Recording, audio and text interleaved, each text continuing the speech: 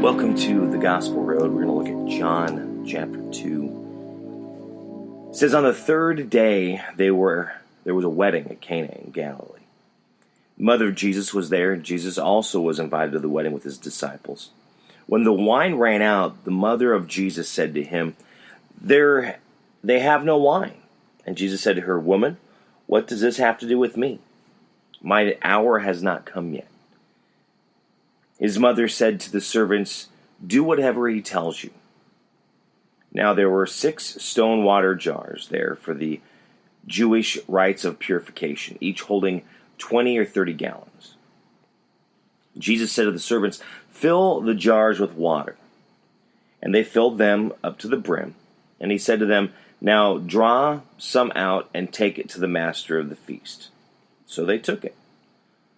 When the master of the feast tasted the water now become wine, and did not know where it came from, though the servants who had drawn the water knew, the master of the feast called the bridegroom and said to him, Everyone serves the good wine first, and when people have drunk freely, then the poor wine. But you have kept the good wine until now.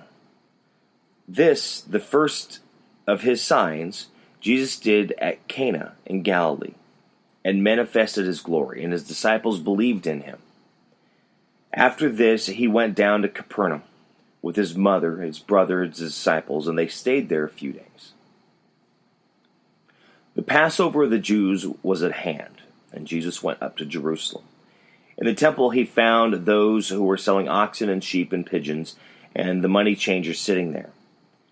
And making a whip of cords, he drove them out of the temple with the sheep and the oxen, and he poured out the coins of the money changers and overturned the tables. And he told those who sold the pigeons, Take these things away. Do not make my Father's house a house of trade. His disciples remembered that it is written, Zeal for your house will consume me. So the Jews said to him, What sign do you show us for doing these things? Jesus answered them, Destroy this temple, and in 3 days I will raise it up. The Jews then said, It has taken 46 years to build this temple, and you will raise it up in 3 days? But he was speaking about the temple of his body. When therefore he was raised from the dead, his disciples remembered that he had said this, and they believed the scripture and the word that Jesus spoke.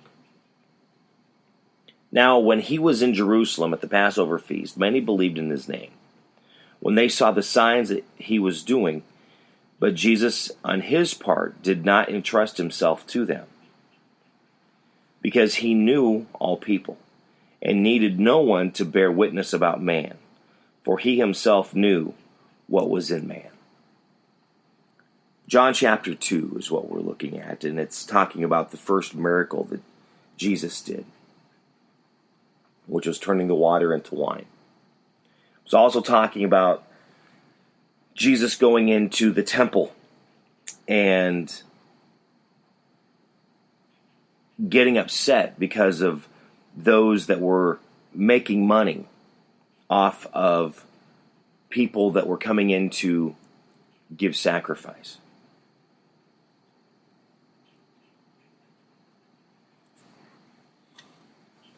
Things to be looked at when you're doing these, when you're reading through this.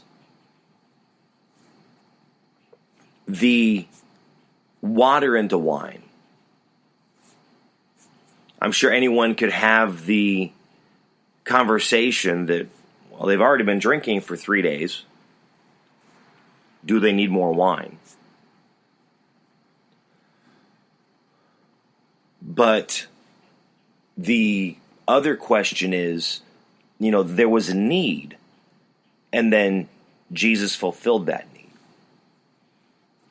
Not sure that it was a need that made things better for the situation, except that the comment about most weddings, they start with the good wine and then serve the poor wine once people really are not realizing what they're drinking. But then they were saying that the good wine was saved for the last, which then made the couple made the bridegroom, made them look better. But that was, the revealing of his ministry. To then move on and keep growing and growing about loving one another and helping each other out. Now, you could say that the allegory you can pull from the water and the wine is the advantage that people would take of one another. Because, again, starting in the beginning of the celebration of the wedding, they give the good wine, but then towards the end, they are giving you the poor wine. So they're not trying to give you the best or to really help you through from beginning to end. It would be as helping someone at the beginning and being strong and giving them great ideas, but then after a while, you kind of give up and you're not being the best that you can be anymore. You're not doing what it is that you can do to help a person become better. A lot of times helping others and being there for one another, being there for friends, being there for family, it can take a lot out of you. And after a while, you can feel exhausted. After a while, you are tired. And especially if you are in a situation that you're trying to help someone and they are refusing to listen, it can really beat you down. And you're not really wanting to help them or have conversations with them anymore because you think that it doesn't matter what you say, they're not even going to listen. But we still need to give our best. Maybe not spending so much time, but still being the best that we can be when you can have that opportunity with them. I was in a class yesterday, and one of the examples was given that the person leading the class used to be a teacher.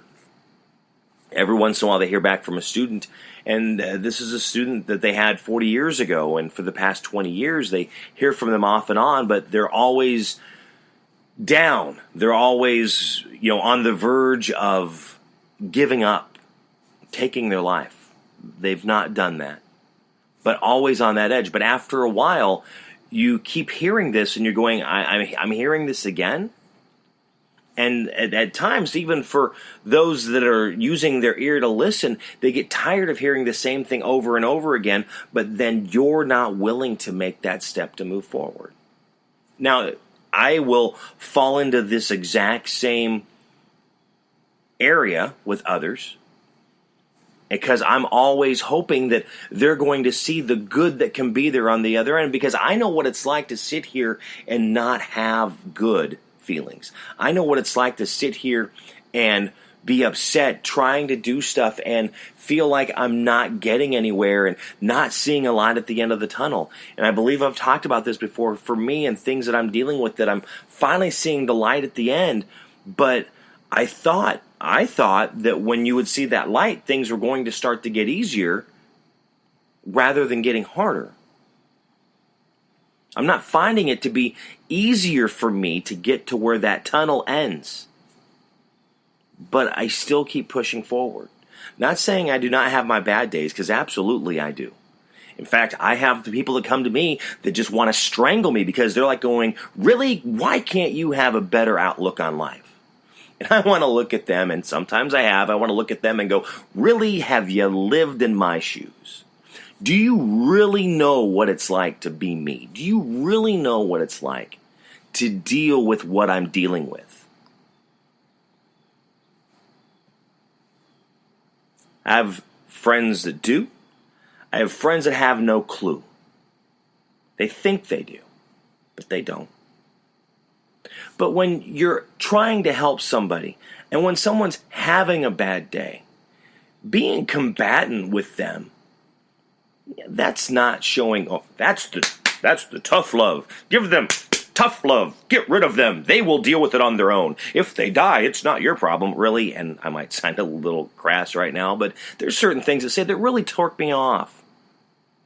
And that's it. Because this whole crap, and I know I've said it before, the garbage about tough love. No, it's unconditional love. We need to love one another.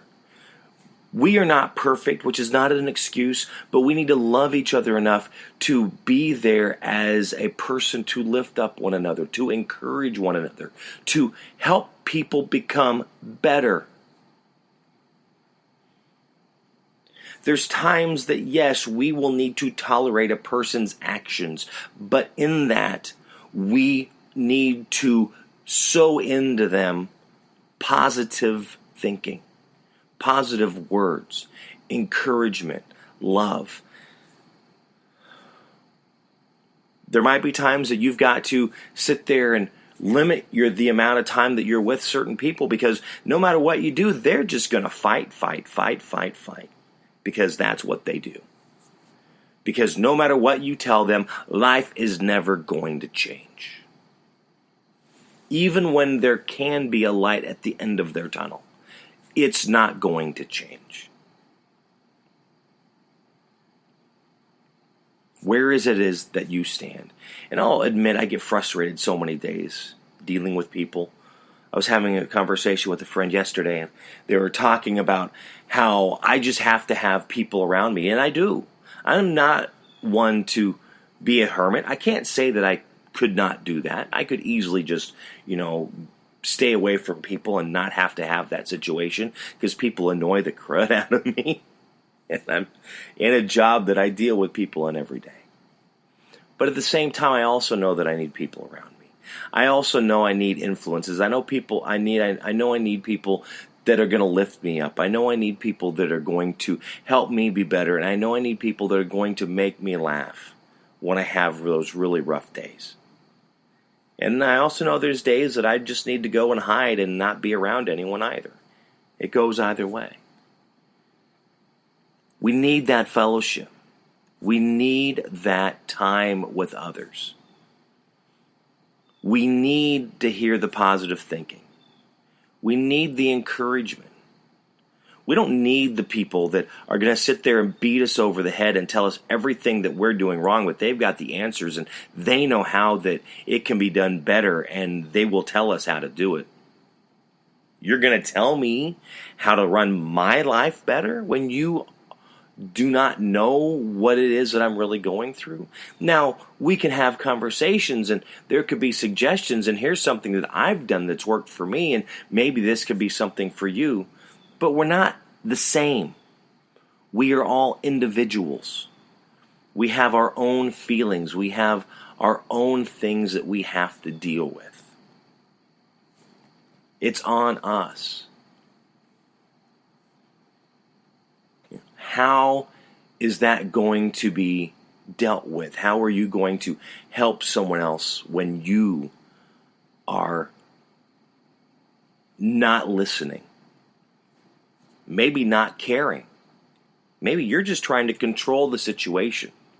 Maybe you are so insecure and have your own inferiority complex that you are just lashing out and pushing out and, projecting out on others because you don't want to deal with your own issues that are inside. I know people that are like that. I know I've got things I have to deal with, and do I want to? Absolutely not, but I have to. If I'm going to be better, I need to deal with me from the inside. Is it going to happen overnight? No. It takes time. But when you are trying to make yourself better, when you're trying to make others better, you do not take advantage of them. And as we move down into John 2, that's the next one, when Jesus is going through the temple and there's the money changers with the oxes and the pigeons and the sheep. It was taking advantage of people in a situation. They made it to the temple. They needed a sacrifice. They didn't have anything with them. We are going to sell this to you. Not at a reasonable rate, but at a marked up rate. So they're taking advantage of a situation because someone is there needing to have their time in the temple, not prepared or not able to have the sacrifice to give because maybe they had a poor turnout when it came to their farm. Maybe they don't even have a farm. They lived more in town and they did other things. So they were not able to have the oxes and the sheep and the pigeons. So they're taking advantage of that situation. So when you are making a person better, you're not to take advantage of that situation. You're not making them better to make you better. It will work out that way. But that's not the reason why you walk in. You walk in to help someone because of the compassion that you have, because of the unconditional love that you have for them, because you want them to have a better life. That is why you are helping others. That is why you are lifting up one another. That is why you are encouraging each other. That is why when you are training someone at work to do the job that you're doing, you're trying to make them better to be the best that they can be at that job. When you're trying to help someone as they're learning to do things in life, you're wanting them to be able to do that the best that they can. Because the better they are, the better they will succeed. And you want to see them succeed personally and professionally. But you don't do this to take advantage of them. And that's something we see. We still see it today. It wasn't just, 2,500 years ago. 2,000, 3,000, 4,000 years ago. They were taking advantage of people then, and here we are today still taking advantage of one another. Have we grown? Have we changed? That's an interesting question. That's something to think about right there. What have we honestly learned since the beginning of the world? Have we learned anything? Or are we just doing the same thing, but we can do it quicker? Because we have the internet. We have cars. We can get places faster. Interesting. Very interesting. John chapter 2, that's what we're looking at today. Read that, as I always say every time that I give this, to read these, because you need to read it, because this is what is being spoken to me, how I'm feeling after reading the chapter. But we are not always in the same spot. People could be listening to this that are farther along than I am, which is fine. So maybe there's other things in your life that you need to deal with, and when you read this, you see something totally different. That's the way it works. That's the way it is being an individual. We have the like-minded thinking. We're moving towards the same goal, but we're not all going to go there on the same road. Each journey is individual. It's independent. Maybe it can be the same road, but we're going to run into different obstacles as we're making that journey. It happens. I'm not looking to be a theologian by any means. No, I'm here to say, I love you. I'm here to say, I want you to be better, to be a better person, to be a better friend, better family member, a better parent, a better brother, a better sister, better aunt, better uncle. I want you to be better at your job, be a better manager, better supervisor, better clerk, a better customer service representative, whatever it is, a better CEO, whatever it is that you do. I want you to be better. I want you to be the best that you can be. Because you being the best that you can be is going to be giving that encouragement. So those that are working with you, they also can be lifted up to be the best that they can be. John chapter 2. Read that. Thank you for listening to the Gospel Road. And remember, you can subscribe to this on iTunes, so you can go there and get a new update whenever I get a show posted. Thank you for listening to the Gospel Road. Have a great day.